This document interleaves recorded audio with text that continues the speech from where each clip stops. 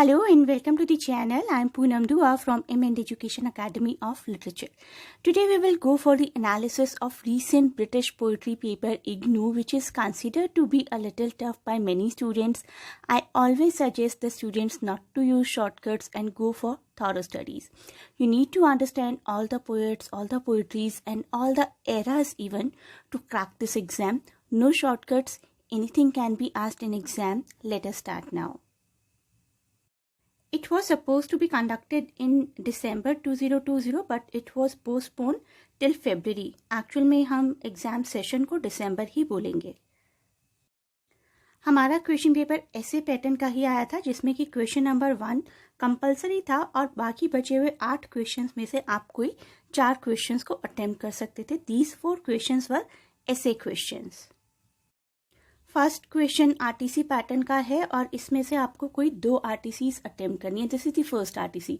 How to answer the RTCs and what to write, उसका एक separate video है जिसका लिंक मैं आपको डिस्क्रिप्शन में प्रोवाइड कर दूंगी. अभी समझते हैं फर्स्ट आरटीसी को. आप इन सब लाइन्स को पढ़िए and I will give you the answer. Okay, so this is taken from the Canterbury Tales by Geoffrey Chaucer. This is the prologue to the tale told by the priest, जो कि आपके syllabus का part है, the Nun's Priest Tale. The priest was traveling with the prioress and the pilgrims tell tales to each other. One of the pilgrims was knight. तो इन्हीं में से एक pilgrim हमारा knight भी था, who could not take the stories about wealthy people anymore. तो उसको लगा कि बहुत हो गई अब वेल्दी लोगों के बारे में स्टोरी. अब हमें कुछ ऐसी स्टोरी सुननी है जिसमें कि बहुत ज़्यादा हैवीनेस नहीं है, बहुत नॉर्मल लोगों की, नॉर्मल फॉक्स की स्टोरी होगी, वो अब हमें ज़्यादा प्लीज करेगी. So night said, I can not take this any more. I am sure what you are saying is true enough, but it is hard for me to hear about wealthy people only who live the good life suddenly losing everything they have. Now it will be nice actually to hear stories about poor people who turn from bad to good and become more prosperous, and that is how we get to hear the story about Chanticleer, the Nun's Priest Tale. बढ़ते हैं अपनी अगली RTC की तरफ. Let us see these lines. These lines are taken from George Herbert's Affliction. आप इन lines को अच्छे से पढ़ लीजिए, जो कि ये पोएट्री पब्लिश हुई थी 1633 में, the same year in which most of the poems of other metaphysical poet John Donne also got published. George Herbert died unfortunately the same year 1633. In the poem's opening lines, ये हमारी इस poetry की opening lines है. Poetry का नाम है Affliction. In the poem's opening lines, the speaker actually is speaking directly to God, and he is suggesting that God directly attracted the speakers to a life of religious devotion. तो हमारा speaker कहता है कि God सब लोगों को अपनी तरफ रिलीजियसली अट्रैक्ट करते हैं. At first he thought serving God would be worthy and excellent thing to do. Affliction.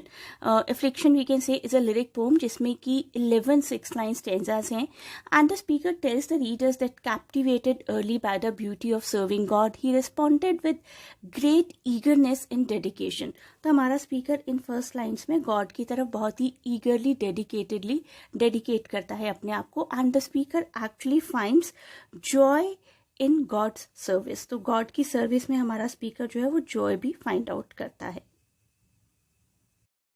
Next one, very beautiful lines by John Milton. When I consider how my life is spent, इसी poetry का एक alternate name है on his blindness. This is actually a sonnet जो कि Milton के द्वारा लिखा गया था अपनी ही ब्लाइंडनेस को कंटेम्पलेट करते हुए. This I will say is one of the best known of the sonnets of John Milton. Make sure to watch video in which I have explained how to answer RTCs, what pattern to be followed, and let us continue with our discussion. If anyone wants to get detailed analysis of this poem, this sonnet, please mention in comments. This is sonnet number 19 actually, more commonly called When I Consider How My Life is Spent, is a poem by English poet John Milton, likely written around mid-1650s after Milton lost his eyesight, and the poem basically reflects on the physical and spiritual changes the speaker faces as a blind person. After losing eyesight, the life has completely changed for the speaker. He once may have been a prolific writer like Milton, but now he believes his literary talents are gone.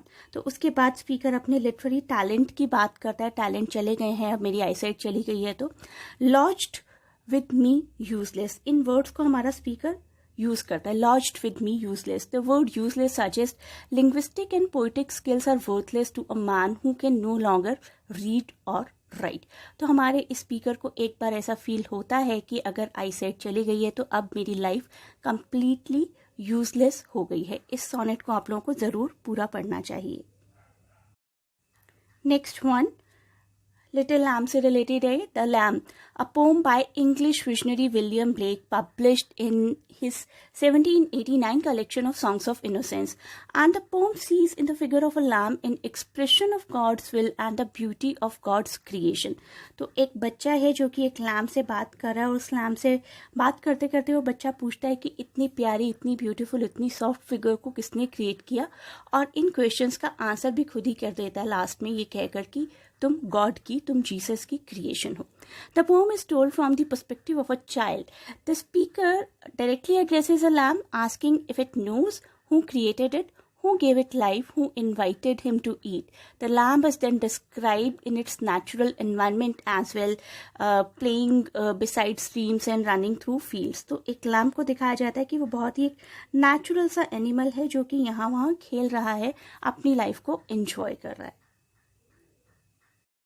Now comes the essay questions. ऐसे questions हैं जिसमें कि आपको answer करना होगा किसी भी 4 questions का 8 में से. Let us see first question. What was the role of the court in the shaping of English renaissance literature? Your answer should be based on your understanding of the period. मैंने आपको इस discussion के शुरू में भी बताया था कि आपको सभी पोएट्स, सभी पोइट्रीज, सभी एराज बहुत अच्छे से पता होने चाहिए, तभी आप अच्छे से आंसर कर पाएंगे, क्रैक कर पाएंगे इस क्वेश्चन पेपर को. तो आइए बढ़ते हैं रेनेसांस की तरफ. The renaissance was an enthusiastic period of European cultural, artistic, political and economic rebirth. Renaissance word का डिक्शनरी मीनिंग ही एक्चुअली रीबर्थ है, and it was in Middle Ages, generally described as taking place from 14th century to 17th century. Her era का time period भी आपको पता होना चाहिए. 14 से 17th century तक का था रेनेसांस का period. And the Renaissance promoted the rediscovery of classical philosophy, literature specifically, and art too. And from the time of Henry VIII, the role of courtiers had gained more and more powers. Courtiers had dependent under them and were often patrons of art and literature.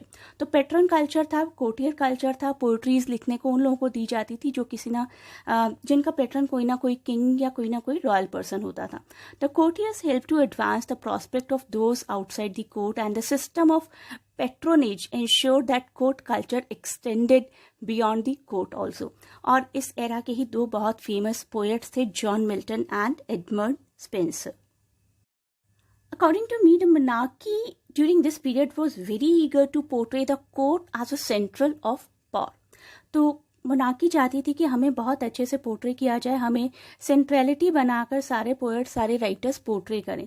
The impact of the court culture on the literature of this period is tremendous, and the work of literature were either written by courtiers themselves और were written to gain the patronage of someone who had the access to the court.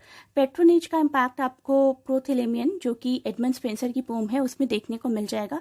And the link about Renaissance poets and Prothalamion can also be found in description.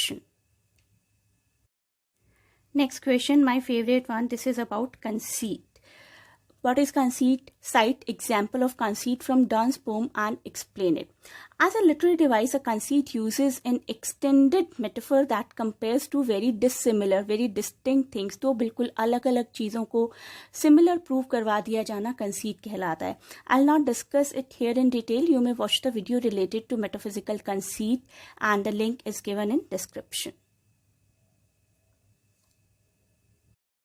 Okay, let us continue to the next question. Identify some of the primary influences and the main literary sources to be found in Milton's early poetic works.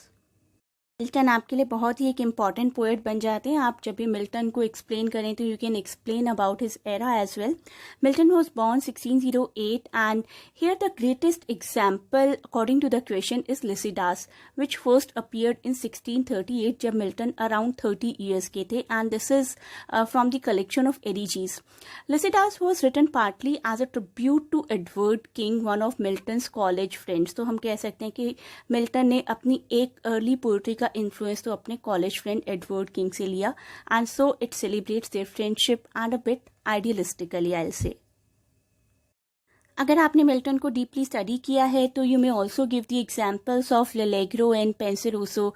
लेलेग्रो जो कि एक pastoral poetry है by John Milton published in 1645. L'Allegro जिसका कि मतलब है happy man in Italian, has from its first appearance being paired with the contrasting pastoral poem Penseroso जिसका कि मतलब है मेलनकली मैन, दुखी आदमी, which depicts a similar day spent in, you can say, contemplation and thought, and very thought-provoking poetry. Both of these two are. These poems are inspired by scientific changes going on in the world. तो इन दो poetries का influence कहाँ से आया? जिस तरीके से दुनिया बदल रही थी scientifically. The subject of L'Allegro and Penseroso is the experience of the education on Milton. Next question, question number 5. Would you consider satire to be a great poetry discussed with reference to Flecknoe? Yes, the intention of satire is actually to criticize by ridicule, and a satirical poem is one that makes fun of some examples of vice, foolishness, injustice or any kind of moral failing. Flecknoe भी इसी direction में काम करती है. It is a very fine example of short satirical poem in which Dryden has treated Thomas Shadwell with humorous contempt. Thomas Shadwell जो कि Dryden के अच्छे फ्रेंड हुआ करते थे, लेकिन इन दोनों में एक तरीके की टग वॉर चली थी और उसके बाद ड्राइडन ने ये पोइट्री लिखी थी अपने फ्रेंड को मॉक करते हुए. It is a direct attack on Thomas Shadwell, another prominent poet of that time, and you may check the link of this poetry in description. Next question, comment on the uniqueness of Byron and Shelley as a poet.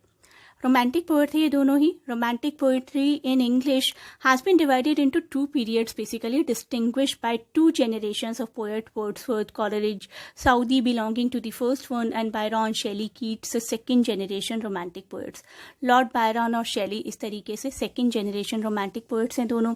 Byron is regarded as one of the greatest British poets and is best known for his life style and brilliant use of English.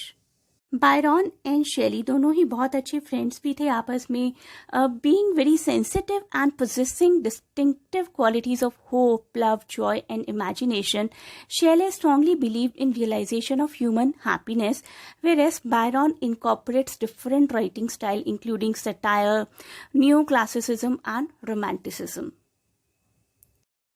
Next question. Discuss the songs of innocence and songs of experience as contrary states of human soul.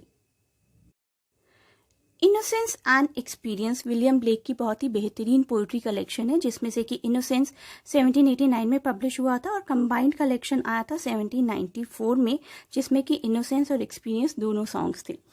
Innocence में उन्होंने बहुत छोटे ऐसे issues को उठाया जो कि बच्चे बहुत आराम से समझ सकते हैं, और एक्सपीरियंस पोइट्री में कुछ ग्रेव इश्यूज को. इंपॉर्टेंट पोइट्री समझ लीजिए. इनोसेंस में है the lamp, the chimney sweeper, the divine image, और एक्सपीरियंस की कैटेगरी में we can put the sick rose, the tiger, the chimney sweeper. तो इन्हीं पोइट्रीज को एक्सप्लेन करते हुए आप ये कॉन्ट्ररी स्टेट्स दिखा सकते हैं. Next question, how are magic and symbolism related in Yeats poetry? Explain. पहले इनके बारे में एज अ पोएट थोड़ा जान लेते हैं. Yeats started his long literary career as a romantic poet, और ग्रेजुअली वो मॉडर्निस्ट पोएट्री की तरफ बढ़ने लगे. बहुत ही इन्फ्लुएंस, बहुत ही एसोसिएटेड फिगर है आयरिश लिटरेरी कल्चर के, and he is habitual of using history, folklore and mythologies in his poetries. For example, we can say mysticism occurs in the Second Coming, but also in poems such as Sailing to Byzantium. In Adam's Curse, he uses the biblical concept of curse given to Adam, and in No Second Troy, Helen of Troy is used as a symbolism of destruction. In Lapis Lazuli, a long-legged bird has been used as a symbol of longevity, and he shows some characters of Shakespeare as well in Lapis Lazuli, this play to show the symbol of human nature. Next question, question number 9. Write a note on Dylan Thomas' use of imagery with reference to the poems you have studied. Dylan Thomas के बारे में थोड़ी बात करते हैं. He was a poet जो कि हम कह सकते हैं कि बहुत ही ज़्यादा अच्छा यूज़ किया करते थे इमेजरी का, और उनकी अंडरस्टैंडिंग इमेजरी को लेकर इतनी अच्छी थी कि it is basically essential to understand imagery for the understanding of his poetry. Example लेकर चलते हैं. The poem and death shall have no dominion by Dylan Thomas celebrates the underlying and eternal strength of human spirit. Beautiful universal imageries are used in the form of sea, in the form of bones, in the form of burial.